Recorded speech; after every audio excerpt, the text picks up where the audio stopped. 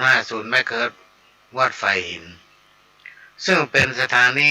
แม่ค่ายหลักพี่น้องท่านผู้ฟังของภาคเหนือเนี่ยได้นำสาระสัปปะร้อยอันปันเรื่องที่ฟังและเข้าใจง่ายจากพระเถระครูบาอาจารย์จากผู้ดำเนินรายการแต่ละสถานีจากที่ต่างๆพี่น้องท่านฟังออกอากาศให้ฟังก็จะนำสาระสัปปะและพี่น้องท่านฟังที่ฟังแล้วเข้าใจง่ายสามารถนำไปประยุกต์ใช้กับชีวิตประจำวันของพี่น้องท่านผู้ฟังได้อันนี้ก็เป็นรายการจะว่าพิเศษก็ได้พี่น้องท่านผู้ฟังที่ขโยมเก่ามาเล่ามาอู้เพื่อพี่น้องท่านผู้ฟังได้ฟังกันมาเป็นคู่เป็นเกมสำหรับพี่น้องท่านผู้ฟังพ่อน้อยพ่อนานพวกแม่ครูบาอาจารย์เจ้าที่นอนมารับถ้าเอานอนมารับเนี่ยพี่น้องท่านผู้ฟังนอนไงก็เจ็บ เนื้อเจ็บตัวนะโอ้ถึงห้อนก้นห้อนออกแข้งออกขาพวกน่ะนอนสแกงก็เจ็บขี้ข้างปิ้นไปปิ้นมาอายุนักไปซ้ำไปใหญ่เลยก็มานั่งฟังวิทยุก่อนเสร็จแล้วก็ไหว้พระสวดมนต์แล้วก็นอนหลับการไหว้พระสวดมนต์แล้วก็นอนหลับเนี่ยเป็นนอนแต่เราฟังมันทำให้เราฝันดีบ่ฝันให้ตะก้อนก็บอกเคยเชื่อนะครูบาอาจารย์พ่อแม่พ่อน้อยพ่อหลานพ่อแม่เพิ่นจะบอกจะนอนก็ไหว้พระก่อนแล้วนอนเนาะใจเวลาน้อยถ้าเอามีเวลานักก็ตรวจน้ำตัวกวาดน้ำแห่บนบ้านนั่นนะข้างที่นอนห้องพระก็ที่มันดูมันปลอดภัยพี่น้องท่านผู้ฟังเท้าออกไปนอกบ้านในยุคปัจจุบันก็แต่ก่อนมันแจ้เหมือนกันสักก้อนนี่มันแจ้มีหัวหรอกเดี๋ยวนี้อยู่ติดกันนี่เนี่ยมาลำในหันหน้ากันเลยล้อมหัวอยู่คนปอกคนตีคนทางบางตีบางแห่งประตูสูงท่วมหัวพุ่นมาหันกันแล้วทีนี้ในยุคปัจจุบันเนี่ยพี่น้องท่านผู้ฟังมันมีคนหลากหลายเชื้อชาติศาสนาเข้ามาอยู่รวมกันในสังคมชุมชนบ้านเฮาบอกว่าเป็นคนให้คนดีเฮาพอตัวแล้วหันใจเนาะมันก็เหตุการณ์สปะที่มันเกิดขึ้นในบ้านในเมืองเนี่ยพี่น้องท่านผู้ฟังเขาโอ้ถึงภัยจากคนที่ดีก็น้อยนักดีแต่ก็มีนัก ดีพ่องบ่ดีพ่องก็มีหลายจนผู้ร้ายก็มีนะปลอมหรือปะปนกันไปมันจะมีกับบ้านเฮาเมืองเฮานะพี่น้องท่านของบ้านเปิ้นบางเปิ้นก็เป็นอย่างเอี้ย คนมนุษย์ได้ดูข่าวอย่างในช่วงเย็นวันเนี้ยมีโอกาสเวลาได้ดูข่าวแป๊บหนึ่งโอ้หมอนั่นมันอุกอาจขนาดเอาปืนปลอมไปจี้ปล้นร้านทอง ได้ทองไปเป็น60-70 บาทท่านได้ขาสกรรมปัญญาเนี่ยพี่น้องท่านฟังความจริงเนี่ยจริงสิ่งนี้เนี่ยใครทำอย่างใดได้อย่างนั้นเขาต้องการเอาของเปิ้นมาเป็นของเฮาบอกว่าจะไปแอบลักขโมยจะไปด้วยวิธีใดก็ตามที่มันมาโดยบสุจริตมันทำให้เกิดความทุกข์เนี่ยมันจะทำให้รุ่มร้อนไปถึงทรัพย์สมบัติแก้วเหมือนเงินคำสปะสเปดแทนที่เราจะได้มาเอากับเสี่ยงไปตัวเขาหาเสี่ยงบ่เดือดร้อนอย่างพ่อแม่ญาติกาพี่น้องบุญนะเพราะฉะนั้นในโอกาสที่เราเกิดมาเป็นคนเนี่ยพี่น้องท่านผู้ฟังมันจะเกิดมาได้ง่ายๆยิ่งในยุคปัจจุบันเนี่ยหาที่เกิดยาก ก็ต้องสังเกตพอไก่พี่น้องท่านผู้ฟังข้าวคนตายข้าวตั้งใต้ตั้งเหนือตั้งเวทตั้งไรมันถึงแจ้งเนาะอย่างของทกสเนี่ยเพิ่ มันจะไม่ลายหรอกอ๋อวันนี้ตายกี่คนเนี่ยเดือนนี้ตายกี่คน แจ้งมาหรอกเพื่อมาได้แจ้งว่าเกิดกี่คนหรอกในยุคปัจจุบันเนี่ยมันเกิดเนี่ยเพราะอย่างมันเกิดเนี่ยคนมันแค่ต้องการมีลูกพี่น้องท่านหรอกฟังถ้ามีลูกมันต้องเริ่มต้นทำภาระให้ตัวเฮาละตั้งแต่ห้อยตีนเต้าจ้อนไปจนถึงพุ่นมันแยกการทำงานได้ประสงค์ห้ำทรงเรียนบางผู้บางท่านลูกจบปริญญาจะได้การได้งานทำละมาเสียชีวิตด้วยอุบัติเหตุเพราะว่าจะเป็นอุบัติเหตุด้วยการดำรงชีวิตอุบัติเหตุเป็นเพศภัยทางถนนหนทางอย่างนี้เป็นต้นเพราะฉะนั้นอัญญามันต้องมันแน่สักอย่างพี่น้องท่านทุกฟังอันที่แน่ที่สุดก็คือเกิดแก่เจ็บตายและความจริงคนเราทุกคนถ้ายอมรับความจริงปัญหาสังคมจำปอไม่นักความจริงก็คือเขาต้องทำตามหน้าที่ของเขาอันใดที่เป็นหน้าที่ของเขานั่นคือความจริงละอย่างเขาเป็นพ่อบ้านเนี่ยเขาต้องรับผิดชอบ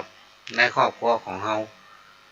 เขาเป็นแม่บ้านก็ต้องได้รับผิดชอบในครอบครัวของเขายิ่งถ้าเขามีลูกเต้าเหล่าหลานก็จะต้องรับผิดชอบเขาตั้งหลายเหล่านั้น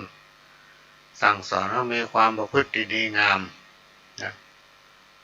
เมื่อเขาประพฤติในสิ่งที่ดีงามในที่สุดในวันตั้งหน้าเขาก็จะได้เปิ่งเขานั่นแหละพี่น้องท่านผู้ฟัง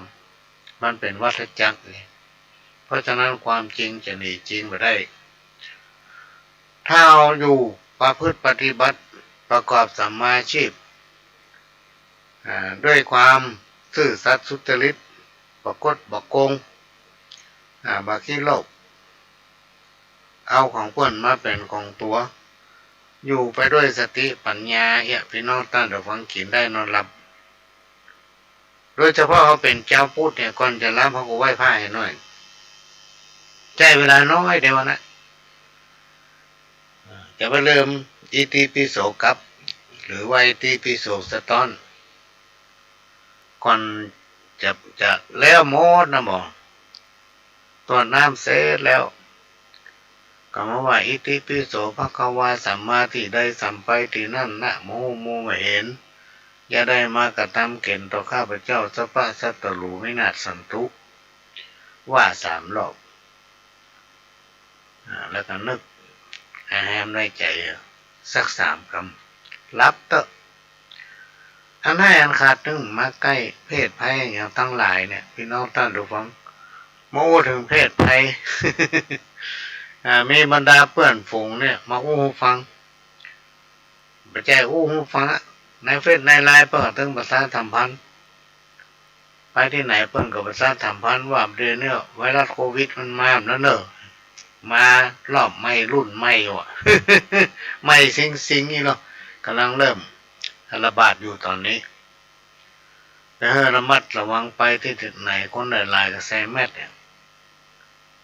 ถ้าประจำเป็นกับถ้าไปไหนถ้ามีความจำเป็นต้องไปถ้ามาคนหลายขนาดกั้นหายใจนี่เนาะ นี่ก็เลยแนะนำพักพวกเพื่อนฝูงแม่เซลปเซลกันว่าไวรัสโควิดเนี่ยนะมันกลัวเข้าจีถ้าเขาอยู่ใกล้วัดวันศีลวันธรรมหรือว่าเขาอยู่ไกลวัดก็แล้วแต่ไปหาหลวงพ่อไปเถอะโอ้ตัวลุงขอบูชาเขาเย็นสัก10 บาทเถอะครับพี่น้อง เข้าพระเจ้าเนอะหรือว่าเข้าในบาทเอาเข้าในบาทหรือเข้าพระเจ้ามาจี้กินพี่น้องท่านทุกฝั่งจี้ตึงพระเจ้ามาแรงนั้นอันยังตึงมาเข้าใกล้เขาลองสังเกตก่อนในสมัยยุคก่อนเวลาหลวงพ่อหลวงลุงเปิ้นสั่นอาหารสั่นข้าวสั่นเพลก็ดีสั่นอะไรอย่างก็ดีญาติโยมจะเฝ้าอิ่มแล้วเขาเจ้าน่ะมาเปาะกันอาจจะเอาปิ๊กบ้านหรือว่านั่งกินต่อกับมันถือว่าเป็นของมงคลที่หลวงพ่อเปิ้นสั่นแล้วมันแปลขึ้น แปลขึ้น สมัยก่อนถ้าว่าห้าลงกินไก่นี่เพิ่นเอาข้าวสารเนาะเอาข้าวผัดเจ้านี่เนาะมาตากแห้งเป็นเม็ดเอาหวานให้ไก่กินน่ะพี่น้องต้านดูฟังห้าถึงบักไก่ไวรัสนี่อย่างเดียวกันจีเข้ากินน้ำมันเจ้ามาแล้วกลัวเข้าจีหนึ่งมาห้อนในสองลำไส้ท่านในตัวปกติก็แนะนำไปหลายคนนะเขาก็ให้เชื่อแต่กินแต่น่ะ แล้วพอหลวงถึงกินข้าวจีน่ะชอบกินข้าวจีชอบไปเชียงไฮ้นี่เขาว่าตั้งภาคอีสานก็มีแต่เขาไม่ได้ไปมันไกลไปเชียงไฮ้นี่มีอยู่คนหนึ่งอันนี้เป็นประสบการณ์ที่ไปหู้ไปหันมานะเขาเป็นคนละปูนเนี่ยพี่น้องต้านดูฟังฐานะรักฐานอย่างกำเจดพอดีนะแค่พอดีไปอยู่เชียงไฮ้มีบ้านเรือนอยู่อาศัยตอนแรกก็ไปเจ้าบ่นอยู่แถวใกล้ๆไม่สายบอกว่าจะไปย่าการอะไรอย่างวะจีเข้าขายพี่น้องต้านดูฟังเอาเข้ามาเต็กเป็นแผ่นมอกยังเข้าแตนแผ่นน้อยๆนะที่เป็นวงเนี่ยเอาไม้ไผ่เนี่ยมาเล้าแล้วคดเป็นวงลาเข้าหนึ่งใหม่ๆเนี่ยมาเต็กไว้เป็นแผ่นดังเสาทานขายข้าวจี่พี่น้องท่านหลวงมันจะมีน้ำพริกแดงน้ำพริกถั่วเน่าน้ำพริกปลาล่าไอ้เนาะ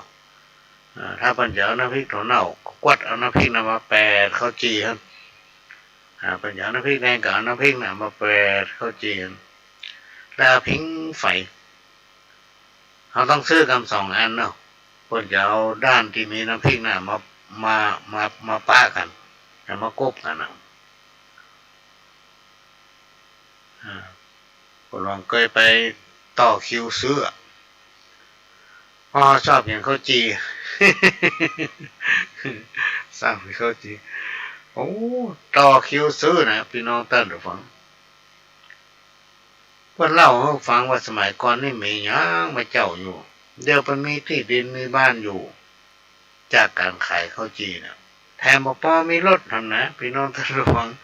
มีรถเก่งขี้ทำนะขายข้าวจีนะเจ้าธรรมดาเนอะอันนี้มาฟังมาได้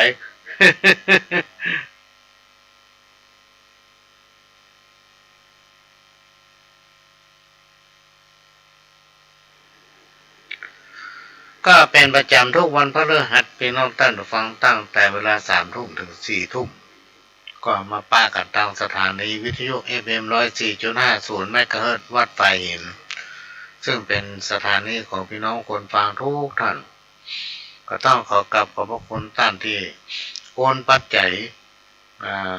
เข้าธนาคารของสถานีวิทยุเพื่อจะได้นำปัจจัยนั้นมาทนุบำรุงสถานีดำเนินรายการโดยก้าวกับผมพ่อหลวงสว่างท่าดินจันทร์ประธานเครือข่ายของทุนแม่ของประเทศจังหวัดเชียงใหม่และ8 จังหวัดภาคเหนือรองประธานศูนย์ประสานงานของทุนแม่ของประเทศแห่งชาติก็มาพบปะพี่น้องต้านฟังเป็นประจำทุกวันพฤหัสและก็วันเสาร์ตั้งแต่เวลา4 โมงถึง6 โมงแลงสำหรับวันเสาร์ผู้วันเธอนี่ไปได้ปะกันเนอะพี่น้องต้านฟังเนื่องจากว่าทางสถานีติดภารกิจในการถ่ายทอดเหมือนกับอาทิตย์ที่แล้วเนี่ยเป็นกระถ่ายทอดวันติดพอดีมีสาระขนาดเลยพี่น้องติดตามมาฟังเถอะก่อนที่จะนำสาระสัปปะมาเล่ามาสู่กันฟังก็ขอแจ้งประชาสัมพันธ์เชิญร่วมทำบุญขอเชิญร่วมด้วยช่วยเป็นเจ้าภาพร่วมทำบุญทอดพระป่าสามัคคีในงานทำบุญประเพณีส่งน้ำพระธาตุและพระพุทธสีหิงพระสิงห์จำลองยกจ่อฟ้าวิหารนะเพื่อหาปัจจัยสมทบทุนในการบูรณะวิหารหน้าวัดดอยจอมแจ้งตำบลแม่โป่งอำเภอดอยสะเก็ดจังหวัดเชียงใหม่ในวันเสาร์ที่3 มิถุนายน 2566 ซึ่งเป็นวันวิสาขะพอดีก็ขอเชิญพี่น้องท่านทุกท่านร่วมบริจาคปัจจัยกันตามกำลังของท่านหรือว่าพอมีปัจจัยก็ร่วมอนุโมทนาบุญยกมือขึ้นไหวสาธุอีกก็ได้บุญก็ขออนุโมทนาบุญกับคุณประทีปคุณจันจรัสแจ่มกระจ่าง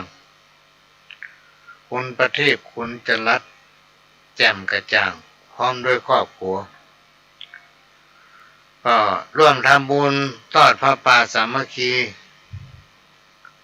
ยกช่อฟ้าวิหารวัดดอยจำแจ้งเป็นจำนวนปัจจัยอยู่500 บาทคุณแม่นายปานีปัญโยก็ร่วมอนุโมทนาบุญเป็นเจ้าภาพร่วมในการทำบุญทอดพระป่าสามัคคียกช่อฟ้าวิหารส่งน้ำพระธาตุและพระพุทธสีหิงพระสิงห์จำลองแม่นายปานีปัญโยก็บริจาคปัจจัยเป็นจำนวนเงิน 1,000 บาทก็ต้องขออนุโมทนาบุญกับแม่นายปานีปัญโยด้วยเนอะและก็อาจารย์นงนุชหรือว่าครูน้องอดีตครูโรงเรียนของวัดหลวงอ้อซึ่งเป็นแม่เซลล์น้องประหลวงก็ได้ร่วมบริจาคปัจจัยอนุโมทนาบุญเป็นเจ้าภาพในงานทำบุญประเพณีส่งน้ำพระธาตุและพระพุทธสีหิงพระสิงห์จำลองยกช่อฟ้าในการทอดพระป่าสามัคคีเพื่อหาปัจจัยมาสมทบทุนในการบูรณะวิหารเป็นจำนวนเงิน200 บาทก็ต้องขออนุโมทนาบุญด้วยเนอะและแต่เจ้านี้ได้มีโอกาสไปที่บ้านตำบลน้ำแพร่หางดงเนื่องจากว่าได้ไปทำพิธียกเสาเอกเสาโทก็น่าประทับใจพี่น้องท่านผู้ฟังเจ้าของเปิ้นเป็นคนต่างประเทศอยู่ประเทศอังกฤษปุ่นมาได้4 ภรรยาเป็นคนไทยเป็นอาจารย์เนาะเปิ้นก็มีปัจจัยสร้างตึกขึ้นเสาเอกแต่เจ้าเนี่ย3 ชั้นถามเพิ่นว่าจะเอาแปลงอะไรยังมันยังไม่ไงแต่งไงว่าที่เนาะชั้นลุ่มก็จะเป็นที่ตั้งหลังเป็นที่พักอาศัยเป็นที่ห้าแขกชั้นที่2นั่นจะเป็นสถานที่เรียนภาษาต่างประเทศจะเรียนที่ห้านก็มีแล้วก็จะเรียนในต่างประเทศก็มีโดยใจเนี่ยใจลายใจอย่างเนี้ยพี่น้องท่านระวังส่งภาพไปต่างประเทศก็หันทั้งบ้านทั้งห้องหันห้องหันก็หันคนในต่างประเทศเขียนกันแบบเนี้ยแบบทันสมัยและชั้นบนสุดเป็นที่พักผ่อนหย่อนใจพี่น้องท่านระวังอาคารตึกหลังเนี้ย3 ชั้นด้านหน้าก็จะมีสระอาบน้ำว่ายน้ำเนี่ยก็น่าประทับใจที่มันมีความคิดสร้างสรรค์และจะสร้างสภาพสิ่งแวดล้อมเพื่อเป็นที่ท่องเที่ยวไปตัวเองน่าประทับใจเนี่ยมันก็มีภารกิจอยู่เนี้ยที่ต้องทำถึงวันเนี้ยพี่น้องท่านผู้ฟังบางทีถึงได้ไปไหนกลุ่มกันนั่งอยู่ในห้องแปลงนั่นทำวันนี้จนคนข้างบอกว่าต้องพักผ่อนพ้องนะจะไปโม้กันนั่งทำนั่นทำนี่อย่างเดียวต้องมาออกกำลังมั่งเนาะ อันนี้ก็เป็นเรื่องภารกิจที่ต้องทำอยู่ถึงวันนี้หลังจากนั้นก็ครับเอาซองไว้ให้เปิ้นเอาซองผ้าป่าของวัดพระธาตุโดยจำแจ้งเนี่ยไว้ให้เปิ้ ปิ้นซองหนึ่งทีแรกเพิ่นก็บอกว่าวันนี้ถ้าไม่ติดภารกิจอะไรช่วงเย็นๆจะไปที่บ้านพ่อหลวงเนอะก็ได้แล้วมันดีพอดีมีภารกิจว่าก็ตะวันในคนลูกภาคใต้บวชที่น้องต้นถึงฝังมาหาขับรถจากพุ่นมาได้2 วันมาถึงบ้านเฮาถึงนครสวรรค์ประมาณบ่าย 2มาถึงบ้านเฮาประมาณ5 โมงไปดีใจขนาดนึกถึงพ่อหลวงนี่ก็ดีใจละมาถึงก็ไปนั่นไปนี่กันน้อยหนึ่งแล้วก็มาอยู่บ้านและหลังจากเสร็จจากที่บ้านน้ำให้อ่างดงแล้วก็กลับมาไปที่บ้านพ่อกำนันคำดีบุญสละก็ได้ชวนเพิ่นว่าทำบุญร่วมกันน้อยที่บ้านเกิดตำบลแม่ปงวัดพระธาตุดอยจอมแจ้งเพื่อจะมีงานอย่างเงี้ยเอาซองไว้ให้เพื่อได้ซอง เอาบ่เอาหมูการเงิน ก็ชวนทำบุญกันเตอะมันบ่จะหลายจักได้สบายในวันข้างหน้ามันมีจ้านหน้ามีจ้านเนี่ยพี่น้องท่านผู้ฟังเชื่อเถอะแต่ก่อนผู้หลวงก็เชื่อไผนะไม่เชื่อไผแต่เราลองนำปฏิบัติมันมีแต่ทำบุญอย่าไปกลัวเสี่ยงถ้าเสี่ยงไปก็เดิมมันถึงมีมาเหมือนน้ำบ่อจืมใส่พี่น้องท่านผู้ฟังแต่ต้องทำด้วยความตั้งใจเนอะไม่ใช่จำใจทำหันเพิ่นทำกูก็ทำด้วยพ้องกุ้มทำด้วยเขาว่าเฮ้ยกูใครมาเขาจวนกูเนี่ย อย่าเพลินถือว่าเงินนั้นเป็นไงจิตใจเหนือสิ่งใดล้ำค่าความสุขความทุกข์อยู่ที่ใจคนเราทุกคนไหว้บุญเพราะผลของกรรมกรรมแน่ดีจัดที่เขาก่อไว้ที่เขาสร้างไว้แล้วเขาย่อมได้ชดใช้แต่เขามาเกิดเป็นคนเนี่ยหรือว่าชดใช้แบบเสี่ยงกรรมมาหน้าตัวมาในโอกาสที่เขาเป็นคนเนี่ยเป็นน้องต้นฟังเขาสามารถทำมันอย่างก็ได้หมดเทพบุตรเทวดาเนี่ยเปิ้นพาธนามาเกิดเป็นคนเพราะอย่างถ้าเกิดมาเป็นคนมนุษย์เนี่ยมันสามารถสั่งสมบุญได้ทำบุญได้ทำความดีได้เพื่อในผ่านทางนามาเกิดเป็นคนมนุษย์เพื่อจะมาสะสมบุญบารมีเพื่อตายไปทำชาติหนึ่งจะได้ขึ้นไปอยู่บนวิมานบุตรพี่น้องตอนเดียวกันนี่ก็เป็นเรื่องเล่าจากในธรรมเนาะก็มาอู้ฟังคนเราทุกคนครูบาอาจารย์เพิ่งกล่าวว่ามีความดีความงามหรือว่ามีความดีงามเหมือนกันทุกคนแต่ว่าไม่ใช่ทั้งหมดทุกคนก็จะต้องมีข้อบกพร่องเป็นธรรมดาเฮาทุกคนจะต้องยอมรับพี่น้องท่านผู้ฟังก็คือความจริงนะความจริงมันเป็นสิ่งบ่ตายถ้าคนเราทุกคนมองกันในแง่ดีไว้วางใจมีความเอื้ออาทรมีความจริงใจต่อกันบ่ว่าจะทำอะไรอย่างความสำเร็จอยู่ตั้งหน้าเขานี่แหละพี่น้องท่านผู้ฟังแต่ถ้าเอามาเมาคัดกันเนี่ยพี่น้องท่านผู้ฟังแยกกันเป็นพรรคเป็นพวกปอกตั้งเหนือกับบ่ถูกตั้งใต้ปอกตั้งใต้กับบ่ถูกคนตั้งเหนือตึงตั้งเหนือตั้งใต้บ่ถูกกับคนกลางบ้านเนี่ยทางท่านที่เป็นบ้านเดียวกันมีเป็น10 ก๊กเนี่ยพี่น้องท่านผู้ฟังอย่างเงี้ยมันไปพัฒนาได้จะได้พัฒนาบ่ได้พัฒนาบ่ขึ้น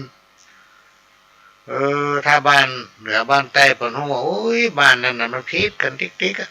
ๆการเอาไปปอกตั้งใต้ก็หาเฮาเป็นหมู่ตั้งใต้เฮาไปปอกตั้งเหนือก็หาว่าเฮาเป็นคนของหมู่ตั้งเหนือ เวลาเฮาอยู่กึ่งกลางบ่ไปอภัยขนาดเฮาบ่ฮู้บ่จาหยังก็หาว่าเฮาเป็นหมู่คนนั้นคนนี้ มันมีน่ะพี่น้องท่านผู้ฟังคนเราทุกคนเนี่ยต้องรู้จักบังคับตัวเองนะให้รู้จักการบริหารตนเองนะพี่น้องท่านผู้ฟังบริหารตัวเก่าพัฒนาตนเองเพราะเราจะต้องหากินด้วยตัวเองลูกพี่น้องท่านผู้ฟังมันมีไผมาเลี้ยงเขาสักคนถึงวันนี่ถามว่ากินข้าวไผ่ก็กินข้าวตัวเก่านั่นเวลาตอนมีเงินมีท้องตัวก็ขอไผ่อย่างนี้เพิ่นฮื้อของเพิ่นก็มาฮื้อเพราะฉะนั้นเราต้องมีความรับผิดชอบตัวเก่าต้องบังคับตัวเก่าทำไปตามหน้าที่ของตนเองอันใดที่มันทำเราร้อนรุ่มอันใดที่มันจะทำเราเดือดร้อนหนีจะไปใกล้มันและทางประการหนึ่งหลายๆคนคิดผิดอยู่ไว้ย่าตามกรรมเนี่ยตามบุญตามกรรมเตอะอันยังจะเกิดมันตึงเกิดเนี่ยแล้วบอกเกิดเนี่ยการทำงานเนี่ยกินแล้วก็นอนแล้วก็กินเนี่ยใจของเก่าไปเลยวันมีการมีงานเท่าใต้เหนือบ้านใต้เหนือมันก่อมไปตามใจเขาเตอะโอ้ล่ำไปไผ่แล้วเวลาตัวเจ็บเป็นอย่างมาหรอกไผ่ไปมาหาตัวกูถ่ายขอให้เป็น5จังเขาเตอะว่ะกูเป็นกรรมสุดเนี่ยพี่น้องท่านผู้ฟังคนเราเนี่ยมันนานาจิตตังหลากหลายความคิดบางคนก็คิดดีบางคนก็คิดบดีบางคนก็คิดถูกบางคนก็คิดผิดอันนี้เป็นเรื่องธรรมดานะแต่เราต้องอยู่ด้วยตัวเฮาเนี่ยต้องใจชีวิตที่มีคุณธรรมเพราะถ้าไผ่ผู้ใดใจชีวิตแบบประเภทที่ขาดคุณธรรมเนี่ยครูบาอาจารย์ท่านกล่าวว่าย่อมจะขาดความสุขนะย่อมจะขาดสุขอยู่เคียงคู่กับความทุกข์บ่สุขสันต์วันดังโลกเฮานี้ขาดเดือนกับตะวันย่อมมีแต่ความมืดมิดในทิศทางนะอันนี้เป็นสิ่งที่ฝากไว้ให้พิจารณานะพี่น้องท่านผู้ฟังให้พิจารณาถ้าวันนี้เราคิดผิดไปผูกจะเป็นเนี่ยจะไปคิดและอันใดที่มันทำให้เป็นทุกข์เพราะว่าจะเป็นทั้งใจทั้งกายก็ให้เว้นเนี่ยนี้และใจสติปัญญาตัวเก่ามาพิจารณาให้แง่ใหญ่มันพ้นความทุกข์อันนี้ไปได้ถึงแง่ใดให้มันพ้นไปเหมือนคนหนึ่งมีแม่เว้ยคนหนึ่งนะจะสอนให้น้อยนั้นมันก็จ้างเอาวิธีไหนมาสอนอย่างใดดีหาหน้าบุญให้น้องคนนั้นมาปฏิใจลูกคนรวยลูกเศรษฐีแต่ไปหาเปิ้นกับมือเข้าบ้านเนี่ยพ่อเป็นคนทุกข์เนาะลูกกำพร้ากล้าตัวเก่าเกือบไปได้กินนั่นน่ะซ้ำไปเมาสิเนหากับลูกสาวเศรษฐีแม่เว้ยก็ออกกลอุบายให้มันมึงไปซอกกล้วย2 ปีนี่เนาะมาไล่แม่แปลงยาแฝดเถอะแม่แปลงยาเสน่ห์เถอะมันไปซ่อนที่ไหนก็หมีกล้วยที่ไหนจะมาออกปี2 หัวมันหมีหรอกพี่น้องท่านผู้ฟังเมื่อมันซ่อนไปได้ละแหงก็ปิกมาหาแม่วิ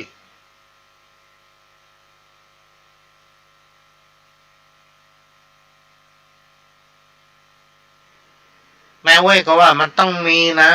เนาะกล้วย2 ปีมันต้องมีถ้าได้มาแล้วโอ้แม่ทำยาแฝดทำเสน่ห์ละก็ได้ลูกสาวเศรษฐีถึงลงฮักเขาแน่ถึงมาสนใจเขาแน่นอนก็ไปซ่อท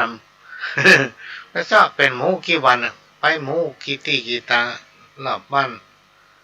รอบเมืองรอบนอกชนบทที่ไหนไปมาหมดปีกมาไหมเว้ยมันต้องมีแต่กล้วย2 ปีต้องมีไปถามใครเขาว่ามันมี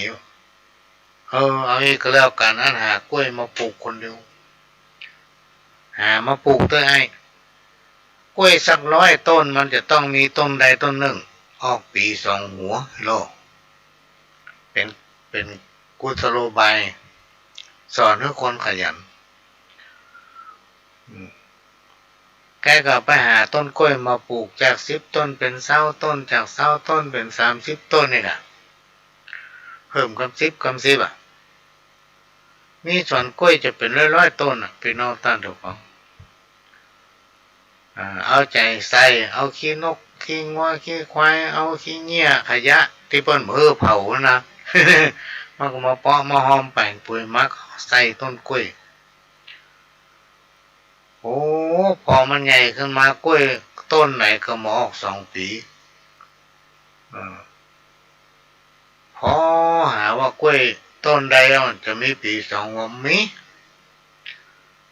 แต่ละปีก็มีหัวเดียวเป็นกล้วยที่มีความอุดมสมบูรณ์กล้วยออกปีออกเครือขายขายถึงวันได้ขายกล้วยแล้วก็ซ่อมมาปลูกเรื่อยๆจาก100เป็น200 ต้นละปลูกนักเขาย่างได้มาก็มาหัน2 ปีสักเตื้อขายกล้วยพี่น้องท่านทุกคนขายกล้วยเอาจนเก็บหอมรอมริบมีเงินมีทองเข้าขั้นเป็นเศรษฐีคนหนึ่งเนี่ยด้วยกุศโลบายเนี่ยแล้วในที่สุดพี่น้องท่านทุกคนแม่เฒ่าก็มาเฉลยให้ฟังว่ามันถึงมีกล้วย2 ปีเนี่ยที่แม่บอกเฮาขยันมันเพียรบ่ได้ประเดี๋ยวนี้เฮาก็เป็นคนที่มีฐานะนะเป็นเศรษฐีคนหนึ่งไปแม่จะพาไปแล้วก็ไปบ้านท่านเศรษฐีได้หู้ได้หันได้หู้จักโอ้เป็นไอ้น้องคนนี้โลที่เนี่ยสวนกล้วยขายกล้วยจนร่ำจนรวยนะชอบสู้พี่น้องท่านทุกคนยกลูกสาวได้เป็นลูกเคยมหาเศรษฐีในเมืองนั้นด้วยความขยันหมั่นเพียรเพราะฉะนั้นคนเราพี่น้องท่านทุกฟังเขาจะไปคิดหันแก่ตัวเกินจะไปคิดว่าตัวเองทำถูกทุกอย่างจะไปคิดว่าคนอื่นเขาก็ถูกใจกูทุกคนอย่าคิดโดยเฉพาะเราเป็นผู้นำคนเนี่ยเราจะต้องมีความสุจริตและเที่ยงธรรมสุจริตก็คือไปลุมไปโลภอ้ำอ่องไผ่เที่ยงธรรมก็คือมีศีลมีธรรมอยู่ในใจคนที่มีศีลธรรมอยู่ในใจเนี่ยพี่น้องท่านทุกท่านหน้าตามันจะเบิกบานแววตามันจะมีอิ่มเอิบด้วยรสของพระธรรมใครได้อู้ได้จ่าได้พบได้ปะตัวนี่ม่วนอกม่วนใจนะแล้วคนที่มีความสุจริตเที่ยงธรรมนั้นบอกว่าเพิ่นจะอยู่จะได้กินอันยังเวลาอยู่เวลาพักผ่อนเวลารับเวลานอนเพิ่นก็สบายใจเพิ่นเพราะเพิ่นมีความสุจริตและเที่ยงธรรมในสายตาของคนอื่นมันจะมองเขาอย่างใดก็จ้างพี่น้องท่านผู้ฟังเขาไม่ได้ทำอย่างเขาว่ามันแล้วกรรมหับกรรมเนื่องที่เป็นว่าเขาด่าง่าวก็จ้างเตอะเขาว่าเขาเซอะก็จ้างเขาคะแนนตัวเขาศีลธรรมบ่ซึ่งคนไหนถ้ามันบอกว่าอย่างไผ่นี่คนนั้นครูบาอาจารย์ว่ามันไม่ใช่คนไหนถ้ามาโดนเปิ้นว่านั่นก็ไม่ใช่คนเหมือนกันเพราะกรรมนินทากาเลมันเหมือนเทน้ำมันบะซอกช้ำมันบะจุบะจำเหมือนเอามีดไปกินหินตลาดใดที่เรายังเป็นคนที่เดินดินอยู่เนี่ยพี่น้องท่านผู้ฟังมันต้องมีพ้นกับกรรมนินทาเนี่ยอันนี้เป็นเรื่องปกติธรรมดาก็จะมาพูดถึงเรื่องกรรมคำว่ากรรมเนี่ยพี่น้องท่านผู้ฟังในยุคปัจจุบันเนี่ยมันมีวิธีหากินของคนห้องว่าภัยจากมนุษย์มันมีกลวิธีมันพี่น้องท่านผู้ฟังเหมือนเขาที่เป็นประกาศเตือนระวังอาจจะไปพลาดจะไปเชื่อคนง่ายยิ่งทางสื่อเนี่ยเขามีความชัดเจนเขามาคล่องไปทางเนี้ยอาจจะไปกดไปนี่ไปเลยเวลาไผ่โทรมาเขาหมูจักจะไปโอ้กับมันเมิน ถ้าไผ่มีบัญชีเงินฝากอยู่กับโทรศัพท์ผูกติดกันนั่นนะอันนั้นสำคัญที่สุดมันอู้ข้อมูลมันร้องเอาข้อมูลเอาไปหมดเพราะว่าการศึกษาการพัฒนามันก้าวไกลไงคนเอาตัวประทันหลายๆคนพี่น้องท่านผู้ฟังนี่ก็ลักเฮ่อกำลังใจนะน่าเสียใจด้วยเหมือนกันที่ถูกคนโลภคนโกง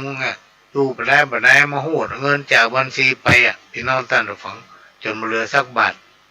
ต้องติดตามฟังข่าวกันเถอะผู้ปกครองบางคนเนี่ยดูลูกกลัวลูกเหงาเอาโทรศัพท์ตัวเก่าให้ลูกเล่นไปเล่นมาโอ้หมูไปทำอีท่าไหนโอนเงินของพ่อตัวเก่าเข้าบัญชีเปิดคนอื่นเป็นหู้ตัวใดตัวดีเนี่ยพี่น้องท่านผู้ฟังในยุคปัจจุบันเนี่ยประมาทน้อยเดียวถึงมาได้เพราะฉะนั้นการเชื่อคนเนี่ยเพื่อพิจารณาให้ทีทุกอย่างเนี่ยพี่น้องท่านผู้ฟังมันจะมีเหตุและผลยิ่งถ้าไผมาบอกว่ามันนี่เขาจะแก้กรรมเฮ้ยนะพี่น้องท่านผู้ฟังอันนี้มันจุหรอเพราะว่าคนทั้งหลายเราเนี่ยมันมีวิธีของมันครูบาอาจารย์เพิ่นบอกว่ากรรมเกิดจากการกระทำมันมีถึงกรรมดีและก็กรรมบ่ดีเนี่ยถ้าจะแยกเรื่องของกรรมมีสองอย่างเนี่ยกรรมดีกับกรรมบ่ดีคำว่าจิตวิญญาณคือสิ่งที่สิงสถิตอยู่ในร่างของเฮาในขณะที่เฮายังมีชีวิตอยู่เนี่ยถ้าหากว่าเมื่อใดวันใดที่คนเฮาเนี่ยเสียชีวิตหรือว่าตายไปจิตวิญญาณที่เขาว่าตัวเฮานี่นะก็จะออกจากร่างล่อนเล่ร่อนไปหาที่เกิดใหม่ทิ้งร่างกายที่เฮาอาศัยอยู่นั้นเป็นซากศพนะซากศพคนตายนี่ใจประโยชน์อย่างได้สักอย่างล่างวะนะพี่น้องท่านผู้ฟังเอาไปเผาไฟอย่างเดียวเอาไปเผาอย่างเดียวถ้าตายโดยสมบูรณ์เอามาให้ขอศึกษามอบเอาตามโรงพยาบาลเปิ้นจะไปให้หมู่นักศึกษาหมอนักศึกษาแพทย์ศึกษานอกนั้นในแจนได้สักอย่างเอาไปเผาอย่างเดียวเนี่ยเพราะว่าร่างของคนเราเนี่ยไผ่มาแค่ได้มีไผ่แค่ได้มีไผ่พ่องเอาหวยป้อเวียมาปักไว้ประตูบ้านเนี่ยมันหมีสุดแต่ดูพวกเอาขว้างเสียไก่กว่าจักเป็นไผ่เป็นผีเราได้เป็นผีเราได้ในที่สุดต้องถูกเผากลายเป็นขี้เถ้ากลายเป็นดินเป็นปุ๋ยบนห้องว่าคืนล่างสู่ธรรมชาติเพราะฉะนั้นเรื่องของผีกับคนเนี่ยพี่น้องท่านผู้ฟังเรื่องของผีกับคนเนี่ยหนีกันมาป้นสักวันใดวันหนึ่งคนก็จะกลายเป็นผีเมื่อตายไปเนี่ยเป็นห้องผีผีตายคนนั้นผีตายคนนี้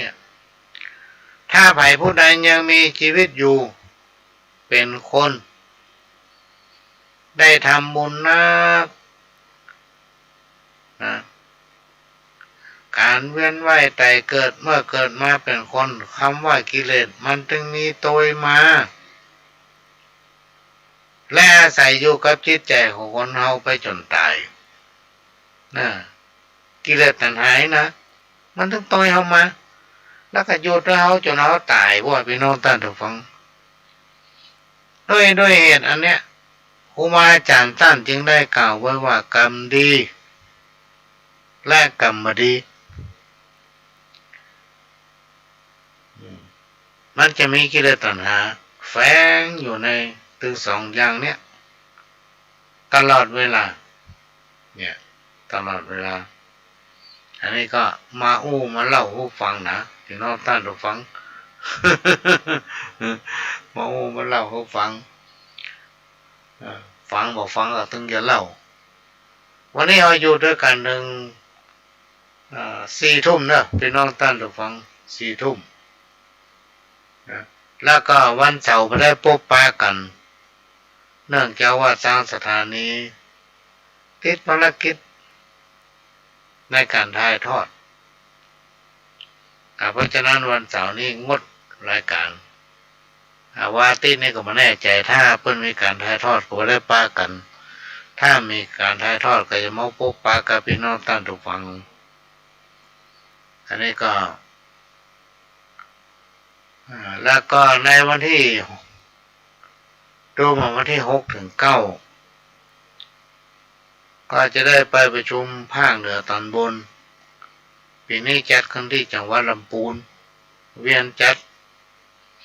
ปีก่อนนั้นไปจัดที่พะเยาปีนึงไปจัดที่แม่ฮ่องสอนปีสุดท้ายจัดที่เชียงใหม่แล้วก็กล้ากันว่าจะไปจัดต่อที่เชียงไฮ้ปรากฏว่าโควิดมาหนีไปคนที่คนต่างกันนั้นไม่ได้พากันหนีไปอยู่คนที่คนต่างเนี่ยพี่น้องท่านฟังตอนนี้เขาว่ามาละนะโควิดก็ให้ดูแลตัวเก่าดูแลสุขภาพของตนเองนะ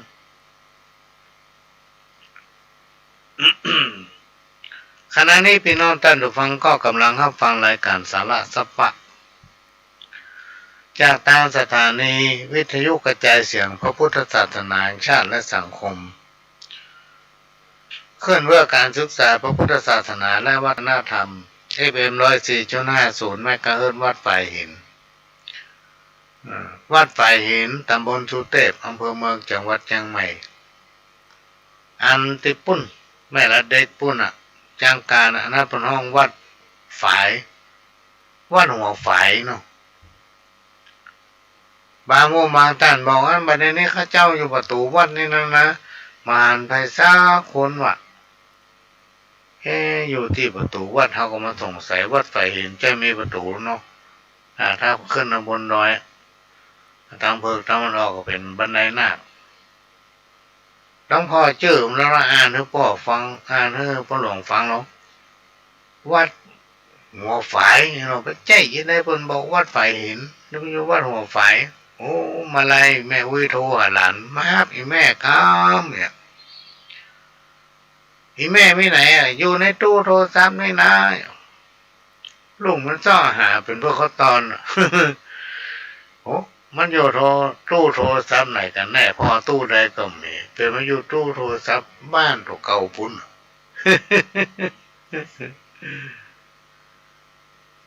กรรมอู้บดีนำมาแต่ตด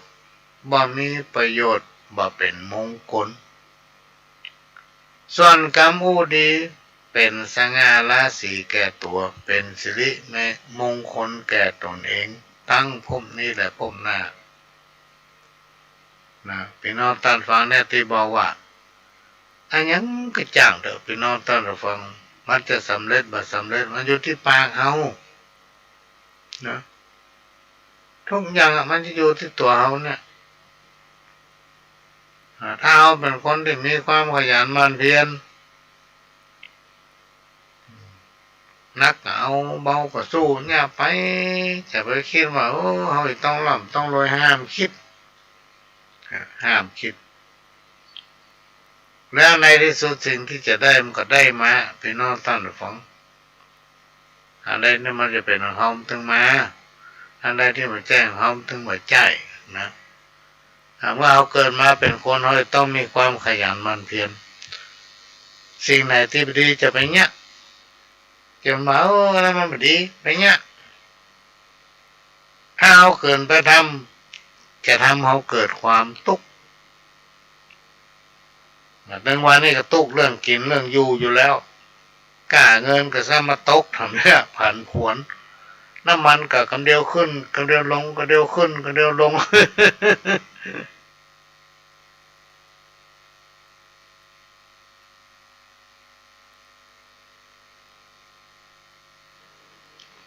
ไวรัสโควิดก็ซ้ำมาแถมไข้ได้ปลาก็กินข้าวจี่ถึงบ้านถึงเมืองอีกก็เพราะว่าไวรัสเนี่ยมันกลัวข้าวจี่ การเชื่อคนง่ายจะเสียคนวุยเพราะว่าคนบดีคนแบบซื่อเนี่ยพี่น้องแต่ฟังคนที่มันโกดเนี่ยคนที่มาหันแกได้หันแกกินคนเอาหน้าตัวเก่ารอดเอาตัวได้กินว่าเรื่องไม่สนใจเรื่องคนอื่นเป็นห้องคนกดคนประเภทนี้มักจะอู้ดีอู้หวาน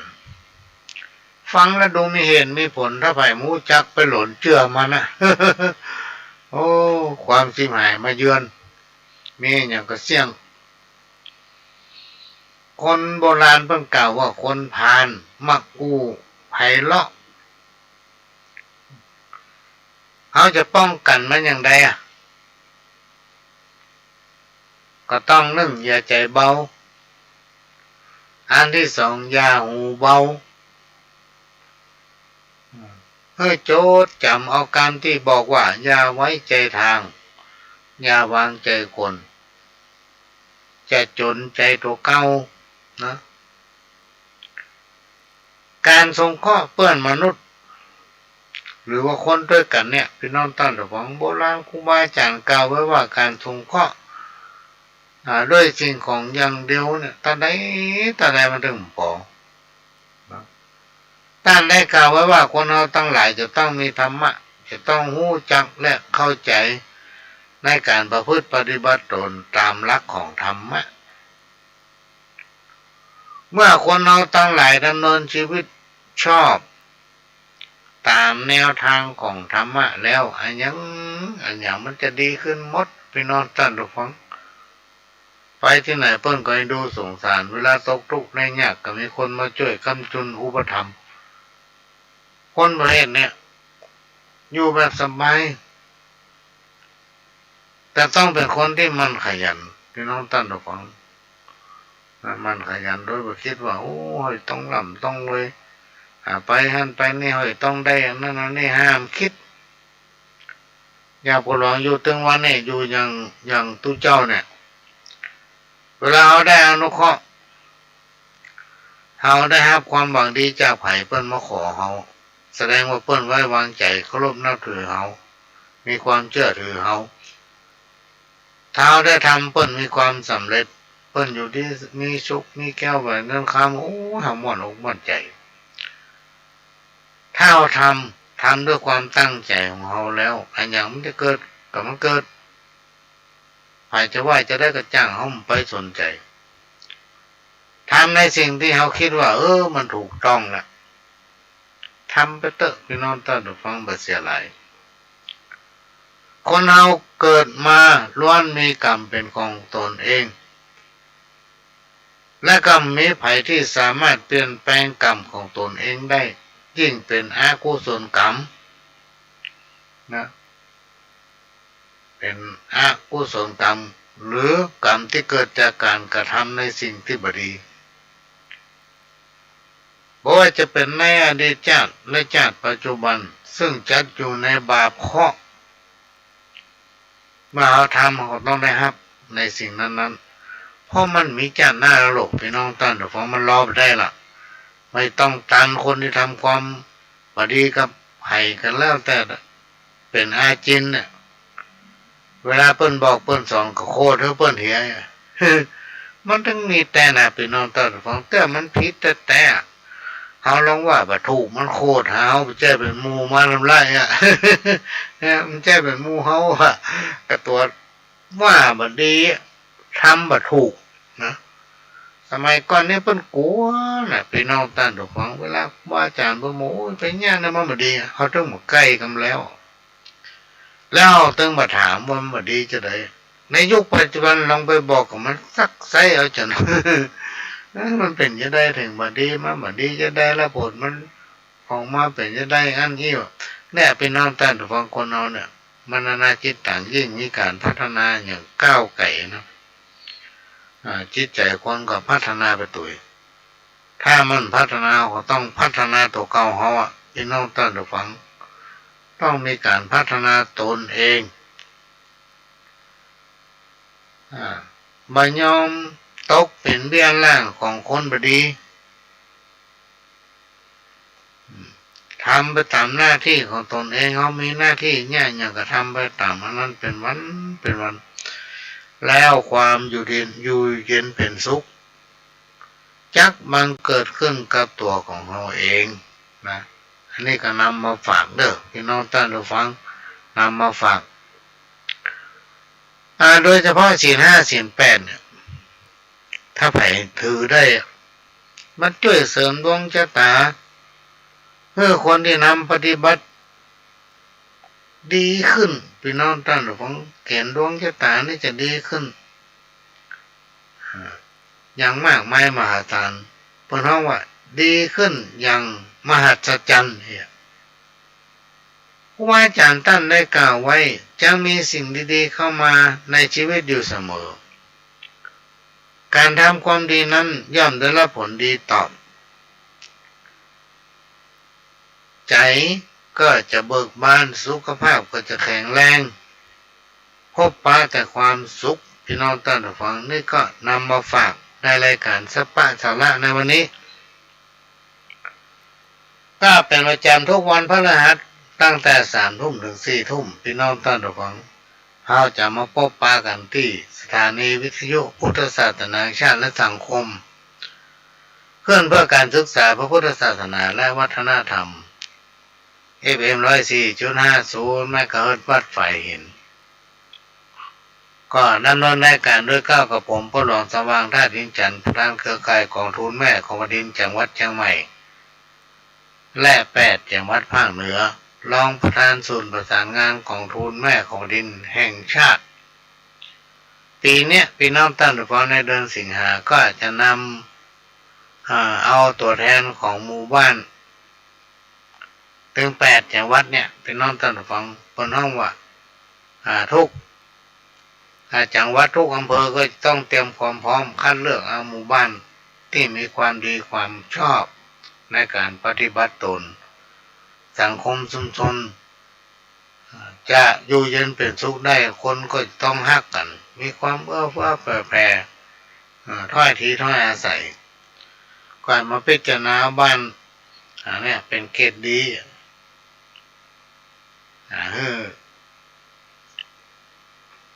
ไปเป็นตัวแทนของบ้านนั้นเข้าเฝ้าในเดือนสิงหาพี่น้องท่านผู้ฟังปีนี้จัดเต็มเตี้ยก็ทุกอำเภอไปมีการอบรมแจ้งถึงความผูกง่ายอย่างนั้นอย่างหูแล้วก็เข้าเฝ้าแต่มาแน่ใจนะพี่น้องท่านผู้ฟังที่ว่าไวรัสโควิดม้ามแล้วนะ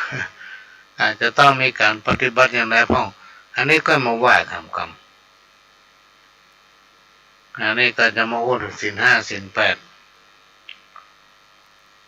มันเป็นสิ่งที่ช่วยเสริมดวงชะตา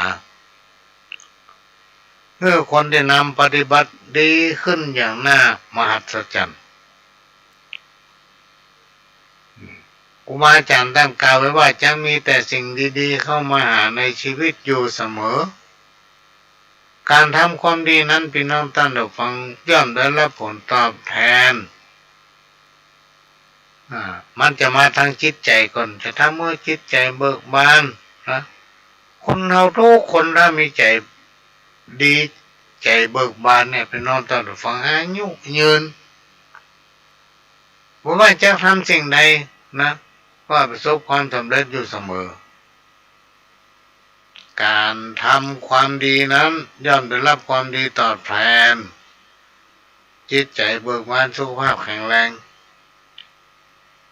ตลอดศรัทธาชาวพุทธเรา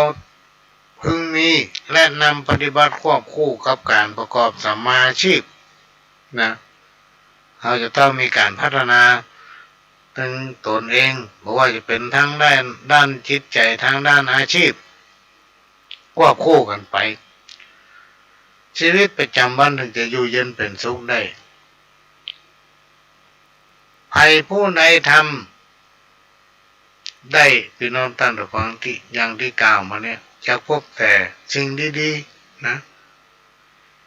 คิดอันใดก็สมมักสมปรารถนาทุกประการพอคิดหาแต่สิ่งดีๆสิ่งบดีเขาบอกใกล้พี่น้องท่านผู้ฟังยึดถือเอาคำที่ว่าเว้นหมาฮื้อปอศอกเว้นอีวอกฮื้อปอวาเว้นคนปลาไก่แสนยศอุปมาเวลาหมดละพี่น้องท่านผู้ฟังขอนำรายการจากไปก่อนเนอะขอให้พี่น้องท่านผู้ฟังทุกคนทุกท่านจกนอนรับฝันดีกับคู่คนจากกับผมพระหลวงสว่างท่านจันทร์ขอสวัสดีครับ